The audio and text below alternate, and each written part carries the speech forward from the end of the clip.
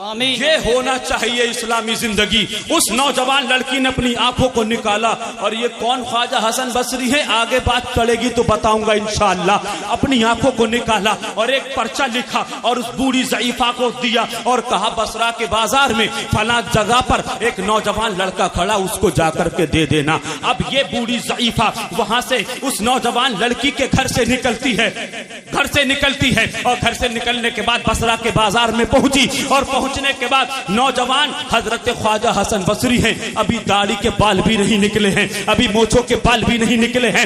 بوڑھی ضعیفہ کہتی ہے، اے نوجوان، تو ہی وہی نوجوان ہے نا جس نے ابھی ایک لڑکی کی آنکھوں کی خوبصورتی کی تعریف کی تھی؟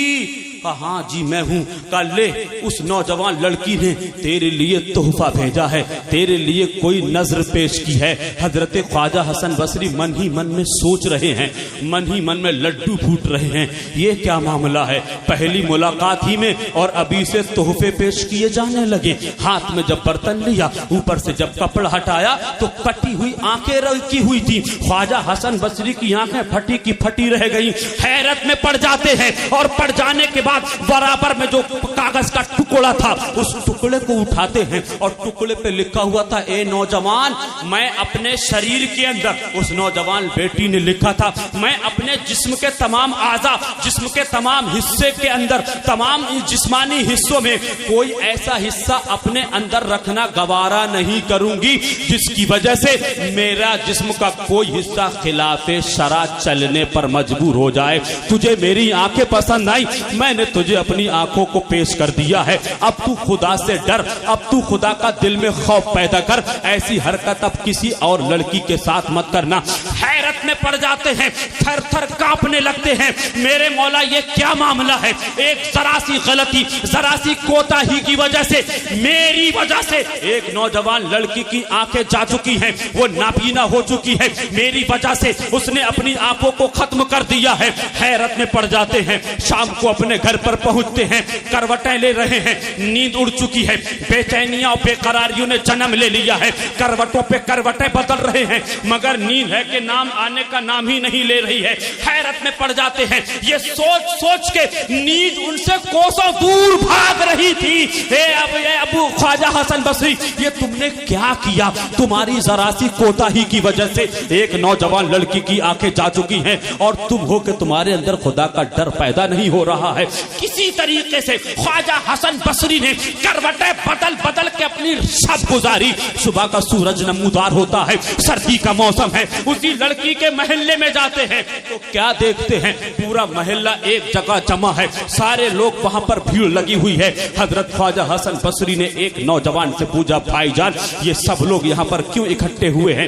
کیا معاملہ ہے؟ کیا کسی کی شادی کی تقریب ہے؟ کیا کسی کے نکاح کی تقریب ہے؟ کہا نہیں نوجوان، یہاں کسی کی شادی کی تقریب نہیں ہے، یہاں کسی کا نکاح نہیں ہونے والا ہے، بلکہ کل بصرہ کے بازار میں ہمارے محلے کی سب سے نیک خاتون، سب سے نیک پارسا، عابدہ، صالحہ، زاہدہ، مومنہ، متقیہ، سب سے نیک نوجوان لڑکی کو کل بصرہ کے بازار میں کسی نوجوان لڑکے نے چھیڑنے کی غرض سے اس کی آنکھوں کی خوبصورتی کی تعریف کی تھی۔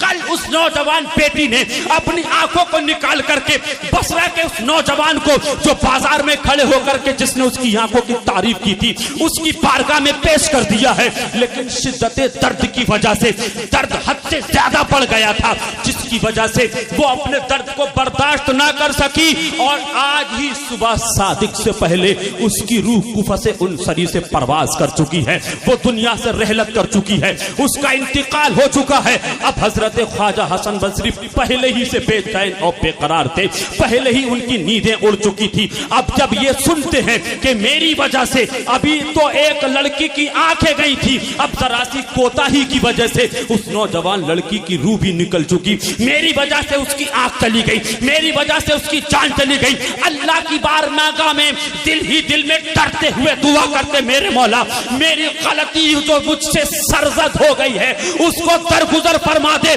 اور اے میرے مولا عورت تو بڑی دور کی بات ہے، اب سے مرتے دم تک حسن بصری کسی مرد کی طرف بھی نظر اٹھا کر کے نہیں دیکھے گا۔ واہ واہ، سبحان اللہ سبحان اللہ۔ یہ وہ خواجہ حسن بصری ہیں۔ خواجہ حسن بصری مقام ولایت پر فائز ہوتے ہیں تو انعام یہ ملتا ہے کہ حضرت مولا علی مشکل کشا رضی اللہ تعالیٰ عنہ کے خلیفہ برحق بنے۔ سبحان اللہ سبحان اللہ۔ مولا علی مشکل کشا کے خلیفہ برحق بنے اور آپ ہی کے خلیفہ اور مرید حضرت خواجہ حبیب اجمی ہیں، اور حضرت خواجہ حبیب اجمی کے مرید اور خلیفہ حضرت بایزید بستامی ہیں، اور حضرت بایزید بستامی کے مرید اور خلیفہ سرکار مدار پاک رضی اللہ تعالیٰ عنہ۔ سبحان اللہ سبحان اللہ۔ یہ وہ ہے حضرت خواجہ حسن بصری۔ لیکن حالات کا جائزہ لیجئے، حالات حاضرہ پہ گہرائی سے نظر دوڑائیے۔ تمہیں مٹانے کی ناپاک کوششیں ہو رہی ہیں، لیکن تم ہو کہ تم کو پھٹی پینٹ پہننے سے فرصت نہیں ہے، تم ہو کہ تم کو موبائل سے باہر نکلنے کی فرصت نہیں ہے، تم ہو کہ اذان اور نماز کے وقت میں تم اپنے کانوں میں سے ایئر فون نہیں نکال سک رہے ہو۔ آج ہماری بستی کے اندر اماموں کے ساتھ جو زیادتی ہو رہی ہے، ارے میرے دوستو، محلے کے اندر، بستی میں، کسی گلی میں، کسی گلی کے نکڑ پر، کسی گلی کے چوراہے پر، کسی ہوٹل دکان مکان کے چوراہے کے سامنے تبصرہ یہ نہیں ہونا چاہیے کہ امام صاحب فاتحہ پڑھنے نہیں آئے، تبصرہ یہ نہیں ہونا چاہیے امام صاحب کی ٹوپی ٹیڑھی تھی، تبصرہ یہ نہیں ہونا چاہیے کہ امام صاحب کی زلفیں بڑی تھی، تبصرہ یہ نہیں ہونا چاہیے کہ امام صاحب ہمارے فاتحہ پڑھنے لیٹ آئے۔ نہیں، تبصرہ ہی کرنا ہے تو یہ تبصرہ کیجئے ہمارے محلے میں نمازی کیسے بنیں گے، تبصرہ ہی کرنا ہے تو یہ تبصرہ کیجئے محلے میں شراب پینے والوں کو شراب سے کیسے بچایا جائے۔ سبحان اللہ سبحان اللہ۔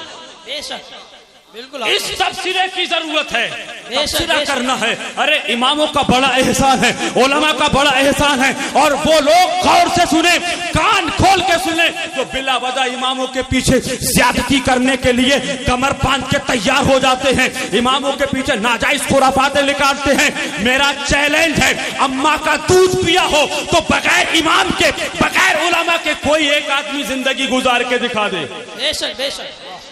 ایک آدمی بھی بغیر امام کی مدد کے، بغیر علماء کی مدد کے، بغیر اہل علم کے مشورے اور مدد سے ایک آدمی کوئی اپنی زندگی گزار کے دکھا دے، نہیں دکھا سکتا، کیونکہ یہ مسجد کا امام ہے جو تمہارے بچوں کو اللہ رسول کا نام سکھا رہا ہے، یہ مسجد کا امام ہے جو تمہیں حرام اور حرام اور حلال کا تمیز سکھا رہا ہے، یہ مسجد کا امام ہے جو تمہیں گناہوں سے دور کرنے کی بات کرتا ہے، یہ مسجد کا امام ہے جو تمہیں اچھے کام کرنے کی تلقین کرتا ہے، یہ مسجد کا امام ہے تمہیں جہنمی نہیں بلکہ جنتی بنانے کی کوشش کرتا ہے۔ سبحان اللہ سبحان اللہ۔ ارے اس کی تو دھوبن پی کے، اس کے پیروں کی دھوبن پی لینا چاہیے، ان کو تو اپنے سر کا تاج بنا لینا چاہیے، ان کی جوتیوں کو اپنا تاج بنا لینا چاہیے۔ ارے مان ہونا چاہیے تو اماموں کا ہونا چاہیے، مان ہونا چاہیے تو علماء کا ہونا چاہیے، سمان ہونا چاہیے تو علماء کا ہونا چاہیے۔ ارے جن کو سر کے اوپر رکھنا چاہیے آج ہماری قوم کے کچھ جاہلوں نے پیروں کے نیچے رکھنا شروع کر دیا۔ بے شک بے شک۔